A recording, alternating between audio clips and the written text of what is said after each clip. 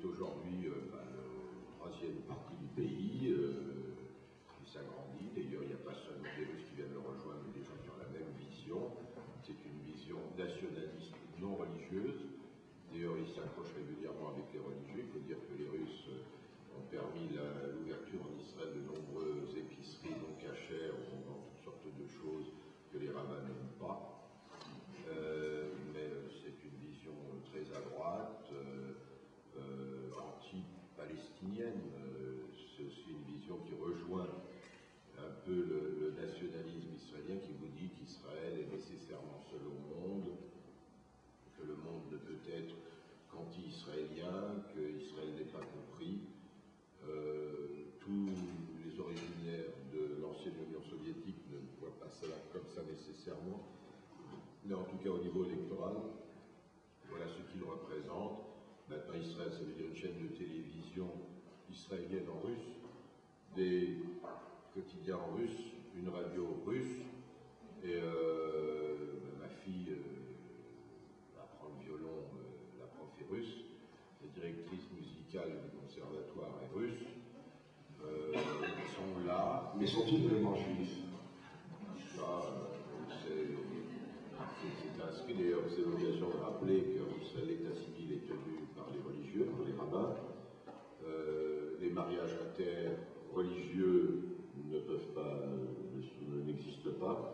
Un juif enregistré sur sa carte d'identité comme juif ne peut pas épouser une dame sur laquelle, dans la carte d'identité, porte la mention chrétienne. Ça ne marche pas. Les mariages se font nécessairement entre juifs par un rabbin, entre chrétiens par un curé ou un pope, et entre musulmans par l'imam ou le cadi. C'est comme ça que ça se passe. Et encore, il faut être juif reconnu par le rabbinat, par les orthodoxes, ce qui n'est pas toujours le cas. Par exemple, vous avez le judaïsme réformé ou conservateur aux États-Unis qui n'est pas reconnu en Israël. Et c'est d'ailleurs un des problèmes de l'affaiblissement de l'image d'Israël aux États-Unis, c'est le fait que les rabbins qui en Israël détiennent l'état civil ne reconnaissent pas, par exemple, le judaïsme réformé qui est majoritaire aujourd'hui au sein de la communauté juive américaine. Et on a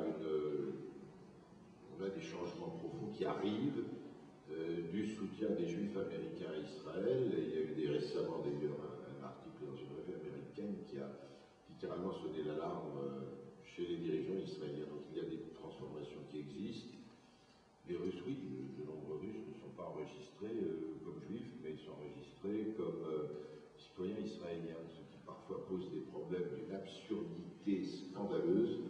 Par exemple, des jeunes Russes dont la mère n'était pas juive, mais dont le père était juif et qui sont à la loi du retour des citoyens israéliens, sont morts au combat.